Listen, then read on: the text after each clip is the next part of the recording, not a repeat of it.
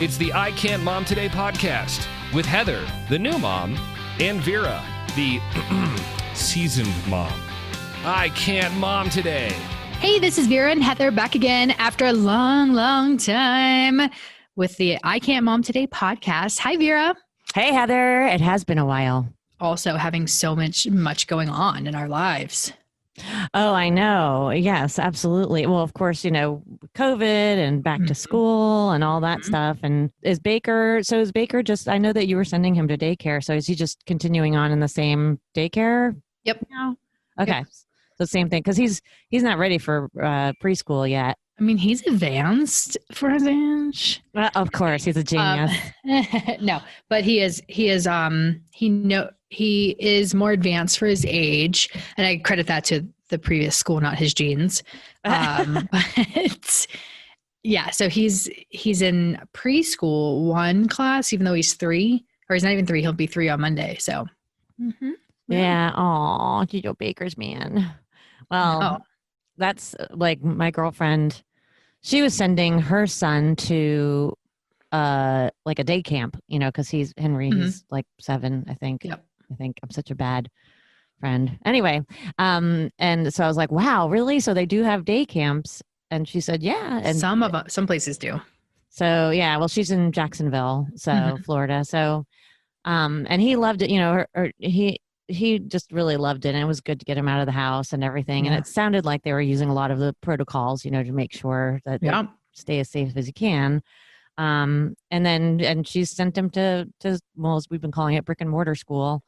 And I sent Luke back to school yesterday. And the poor principal, I feel so bad for the teachers because they're trying to do a combination of in-class learning, brick and mortar, and Zoom, and kids are having troubles. Like the poor principal's been sending emails throughout the day, like yesterday, the first day, like, okay, people, I'm sorry if you're having troubles with Zoom. So they sent out a tutorial on how to get onto Zoom, and all these poor kids that just are having troubles, and it's just it's a mess. I mean, there's only so much you can. I don't blame anybody for that mess. I mean, it is what it is, even though I hate that saying, but. No, well, I mean, like you can't do anything about it, like what's going on. And it's just a big learning curve for everybody. Oh, it really is. It absolutely is. I don't know. I mean, well, and what they also did at Luke's school was they made it, normally they have 6 periods a day.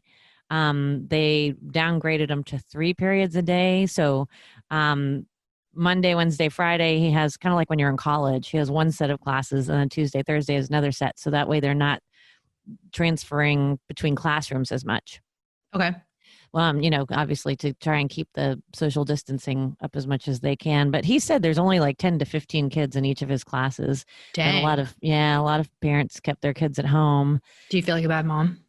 I have thought about that. I mean, I'm just kidding. I mean, like, I know. Yes and no. Like, really, I'm kidding, obviously, because I know that you're not a bad mom. But at the same time, like, I would feel that way. Well, that's where, I mean, seriously, I'll tell you what, I'm sure you can agree in Baker's little 3-year life that I feel like there isn't a day that goes by where I'm like, did I do the right thing? Like, was it okay that I only gave him a banana for breakfast? Or, like I'm constantly questioning whether I did the right. So I'm questioning whether sending him to school, but he wanted to go so badly, and it's his senior year, and he was so excited just to get back. And no, he's not a senior. I know, but he's just a little baby.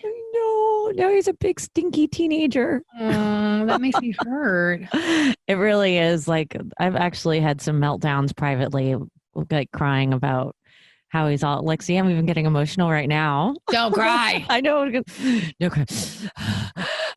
Oh my gosh. Cry. Oh, has he started his college applications and stuff? Well, he's just going to go because he wants to go to Florida State, and he's not going to get in, but he's going to apply because that's what the advisor said was to go ahead and apply. So his application is in, takes his SATs and ACTs, and that way his name is in there, and then he's going to go. What is Hickory? Why doesn't he?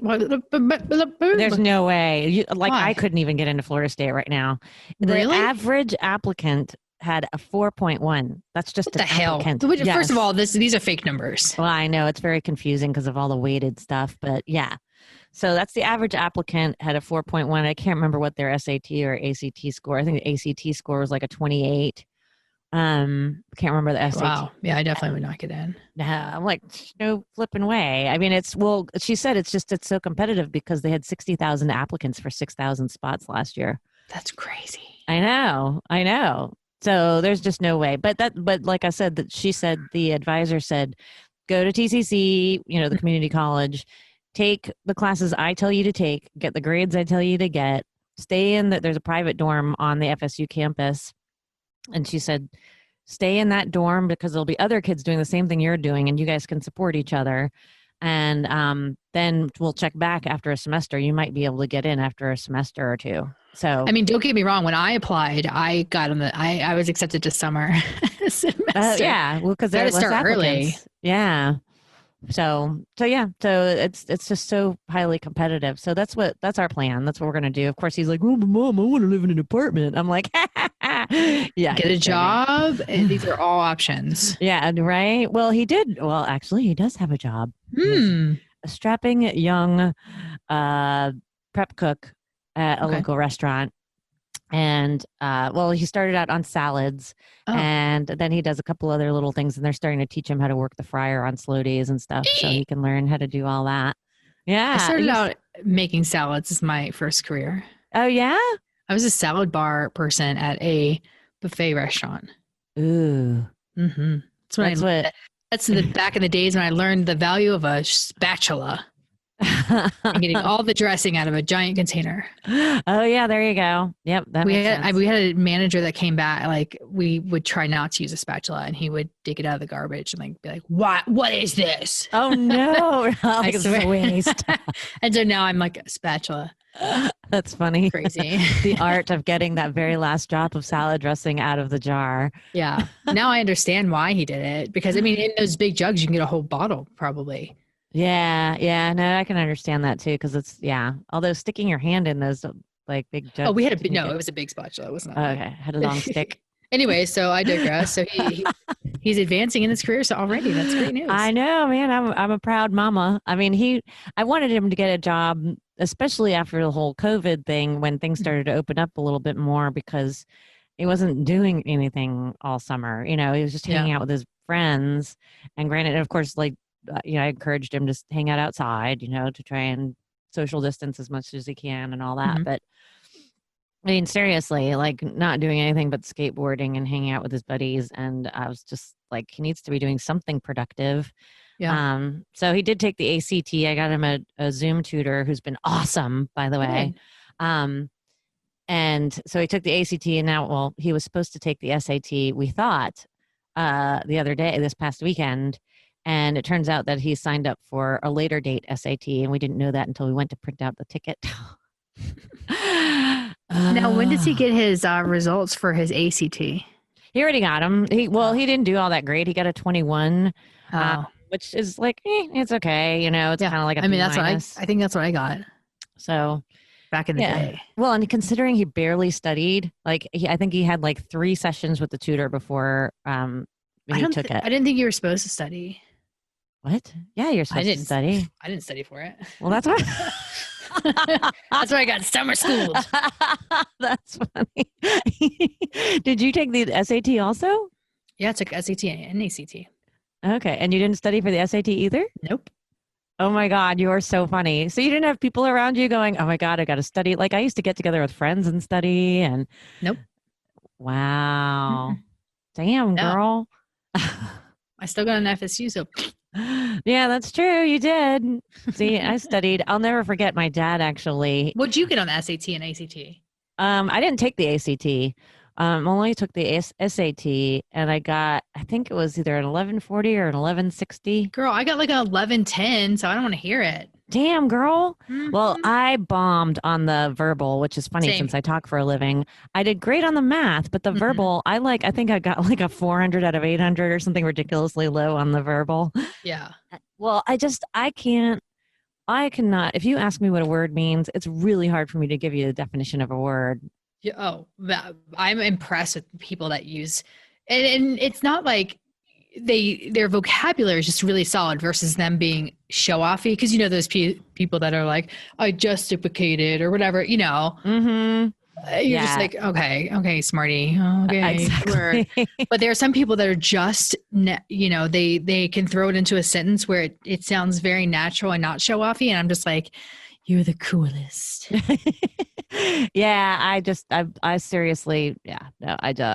Well, on the SAT, they try and trick you. So they'll give you one answer that's right, two answers that are absolutely wrong. You can tell one answer that's right, then one answer is like really close to the right answer. And you're like, I don't remember. It was too long ago. God, I remember it. Ugh. So, and I remember my dad making me make flashcards and trying to help me study. And one word that I did remember, of course, it wasn't on my SAT, was dolt. You know what a dolt is? DOLT? I mean, I could see it, but I don't know. No, I Yeah. don't think so. And my dad would say, you have to be a dolt not to know this word. I was like, he was like, it means an idiot. Okay. Thanks, Dad. Oh, thanks, Dad. You just called me Too an idiot. nice. Too nice. So I mean, to this day, I remember that word. I took the GRE for my master's program, and I studied my tush off for that. And I did not do so good because a Oh, lot of it's really? verbal. Mm-hmm. Oh, yeah. See that verbal stuff, that just like it's weird. It's almost like that part of my brain just doesn't compute, Yeah. Math, I can do math all day long, but the verbal stuff, ugh. They had a paragraph part where you're supposed to write paragraphs for it. It was like 6 points. I was like, pass. Not even worth my time. No, I was like, and it was like an hour. I don't know. It was something absurd. I was like, okay. Yeah. I'm not gonna get that. Good luck there. It ain't happening. That's all you could have written. Finish It ain't happening. my grade. I still got in the master's program in FSU. So. Well, there you go. So you still did it. You did something right. I know. So yeah, so Luke has a job and that's been good because it gets him productive. I think that everybody needs to know what it's like to earn a paycheck of some sort before they're fully grown up. And like earn things, earn your, earn things that you're going to buy or that you want, because like your job as a parent is to give them their needs. And sometimes you can't even make those needs because you just like money's tight that month, or a big bill came in, or something happened that you just don't have that. And you're like, well, I can't buy a new toothbrush. You're just going to go on that. And it happens and it sucks. Yeah. And you feel like a crappy person, but mom or dad or parent. And, but your job is to give needs. And if you can fulfill some wants, but there's a fine line with fulfilling those wants and spoiled. Yeah. Well, I mean, like last night, perfect example. I've been trying to cut back on getting delivery food because it's so freaking expensive. I mean, it's the same as if you were sitting in the restaurant, and I know we're supposed to support local restaurants and everything, but it was like $90. I think I got food for the three of us. Granted, it was a lot of food, but for delivery, including the tip and the fee and all that stuff. And I'm just like, I just can't, I can't really afford to do that because our income has dropped. Yeah. And, so Luke asked me last night, can we order some fried rice or egg fried rice, blah, blah, blah. And I was like, I'll tell you what, I'll order it if you want to go pick it up. And he was like, oh, I don't want to do that. I was like, honestly, it's so expensive and you just want fried rice. That fried rice will cost us like $25. Like by the time the fees and the tip and everything are paid. Yeah. So no, I said, there's some pasta in the fridge. There's a frozen pizza in the freezer. Go make some of that because it is so expensive. And I felt bad, but he also now too, he has his own money. So he can, decide if he wants to spend that money on delivery, but then he realizes, crap, I don't want to spend $25 on some fried rice. Thank you very much. Yeah, no. Once you start putting your own money in that. Exactly. No, it's so true. It's different for me. Like if you're going out to eat, because then you have someone to clean up after you and you're, being waited on, which is really nice. But when you're just getting it delivered and you still got to do all the cleanup and the food's not quite as hot as it should be. And, forget it. No, it's just, Sorry, DoorDash. And just a little PSA for people getting delivery to their house. that if you have a delivery fee, chances are highly likely that delivery driver is not getting that. So you should still tip. Oh, yes, you should tip. Yes. The delivery driver does not, they get a very low wage from what I understand. I was talking to a girlfriend of mine who did Shipt for a little while. Mm-hmm. And she said, oh yeah, no, it's actually can be quite stressful. She said, because that you're on a time limit and then, you're dependent on the customer giving you a good rating. And if you don't get a tip, then you really don't get paid very much at all.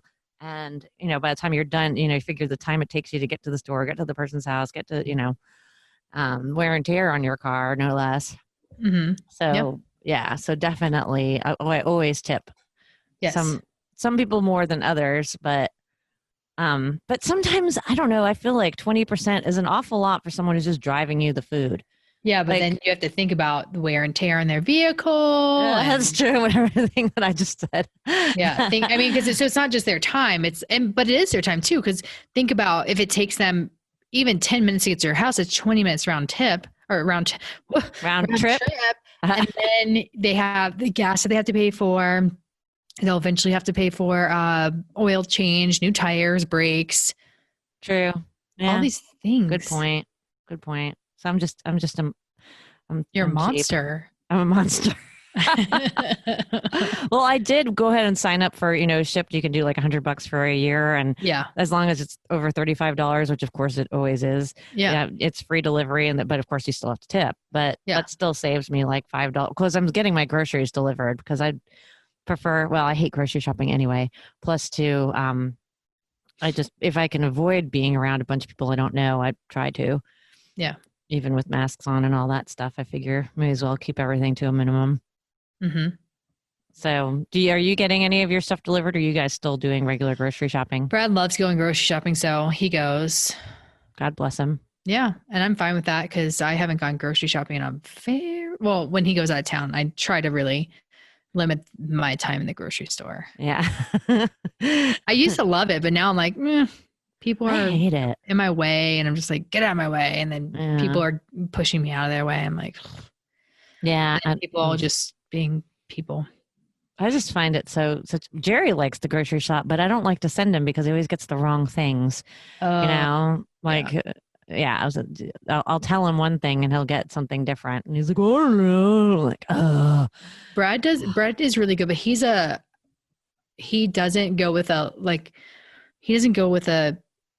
endpoint. So he doesn't say, oh, we're going to make these meals. He just grabs shit off the shelf. And so I had to reel him in because we were spending like $200 a week or something on groceries. I was like, dude. Oh yeah. It adds up. Yeah. You're killing me.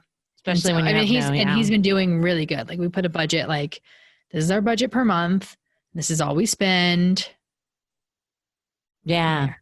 Yeah. Really no, there are ways, of course. Well, that's the nice thing about doing it on the Shipt app or whatever, because I can just click like what's on sale. Mm-hmm. And so a lot of times I'll just pick what's on sale, any kind of, if I need a protein of some sort or, frozen pizzas for Luke or whatever. I'm like, oh, those are on sale. That's a good price. I'll get that, Mm-hmm. That's nice instead of wandering around the store. But some people like to wander, not me. Yeah. I like to wander at Target and Costco. Yeah, Costco can be fun, but that's dangerous too. Getting out of there spending less than $400 is nearly impossible. I know. We do like one Costco run a month where we get like toilet paper, paper towel. Mm-hmm. And that's not every month, but evidently there's a run on dishwashing detergent, liquid dishwashing detergent that you can only get one. Oh. So I'm like, cool. So I have to go once a month now to get it because I'm certainly not going to buy it in a regular size container. Right. Well, there are certain things at Costco that it's worth like butter. Jerry cooks with butter all the time. So we go through butter like crazy. So, they have that Kerry Gold butter. That's a really good deal there. And then like natural peanut butter. That's a really good deal there. Things like that. Too. Yeah. Mm-hmm. Yep, that too. Yeah. Anyways, what were we talking about? Getting a job. Having a value of a job. Oh, there you go. So do you think that he feels better about himself that he's working? Was it a long process? Like, how was it with finding a job in COVID? Did he know somebody or? Oh yeah. his dad, well, we actually know the owner too, but his dad, they were in there for dinner, and Luke's actually, his older brother had worked there a few years ago. So when they were in there, his dad saw the owner and was like, "Hey, you got room in the kitchen for another teenager or something?" And he said, "Oh yeah, sure." So that was basically it, which Luke had already applied at Chick-fil-A, and I don't think he even heard anything back. But I think I bet a lot of people apply at Chick-fil-A. Oh yeah, it's a very popular. He has a lot of friends that work at Chick-fil-A, and then some friends that work at Whataburger, but he has a couple friends actually that work at this restaurant that he works at. I know, Whataburger. So, but yeah. And would you agree that most jobs that you get is because of who you know? Oh my God, every single job I think except for one. I got because I knew someone, and that one was I went through a temp agency. Yeah. Other than everything from working at a cookie store to working at a radio station, I've gotten all my jobs because I knew somebody. Yeah, I've gotten most of my jobs by knowing somebody, but there were a couple that like I did an internship in radio, and a couple other ones because I just was applying for like an entry level position with a master's degree. Whatever. Heather's lived an illustrious life. Yeah.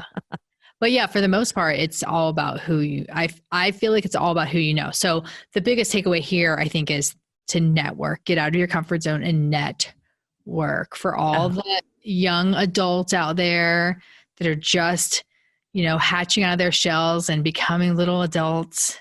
Or even moms. If you're still kind of in your shell. Yeah, for sure. Moms too, because there might be moms that are like, my chickens are off to school. Now I want to get into the job and, job field or working. Or I don't know how to say that, but the working world. The working world. Yes. Then it's all about who you know. So like if there's an organization. So I'm in nonprofit organizations and there is a nonprofit organization for every field you can imagine. So if you're thinking about looking for a job in a field, go join that membership. Can you make an example? So let's see. I don't know if they have it for our field. I should know this, but there are...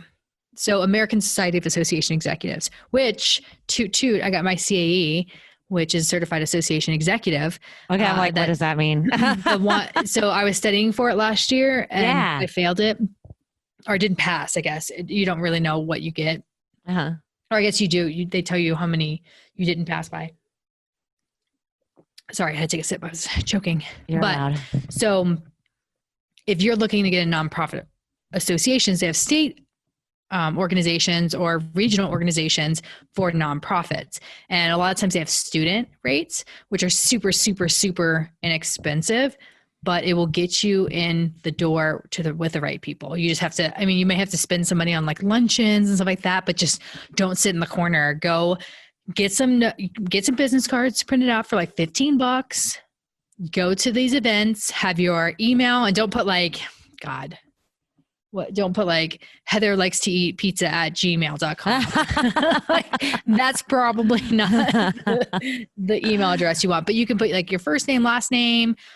You can even put like your first initial, last name, whatever, but that's something that's professional or simple. Yeah, for sure. Yeah. And go into trade business too. They have so many trade associations, like for welders and mechanics, and just get in the door. Yeah. Go visit these people. Yeah. Networking. It's all who you know, man. It really is. It is. So how old were you when you got your first job? Well, I was 15 working for an ad agency stuffing press kits at 15. And I got it because my sister did it. My sister was doing it. And I was like, y'all need somebody else? There you go. Well, so I said that. Not as smelly as flipping burgers. That was great. But then I worked at a burger place as well. It was a high-end burger place. Oh, darling. Yeah, it was a burger place. And I've had lots of careers and jobs over. I know, man. I started working when I was 14, and I worked at a restaurant. If you don't count babysitting, of course, I babysat when I was like 12. But like first real job where you actually get a paycheck, I worked at a restaurant as a no, wait, was it a restaurant when I was 14? I think it was. I think it was the summer. It was easier to get around there, though, right?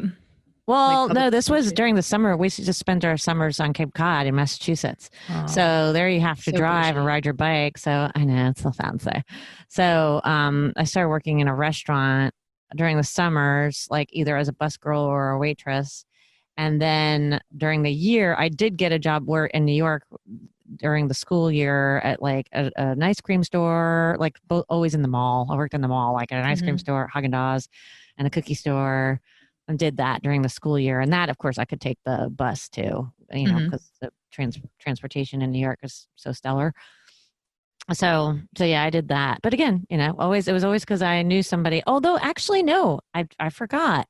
I did get my first restaurant job on Cape Cod. I just walked in and asked them if they were hiring. So I didn't know anybody in that case. Oh, well, look at you. One job. I know. One, and then the temp agency one that I did in my 20s. But yeah, but always know somebody, talk to people, and when you get there, absorb everything.